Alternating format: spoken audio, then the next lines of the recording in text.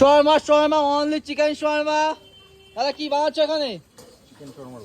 Chicken shawarma role.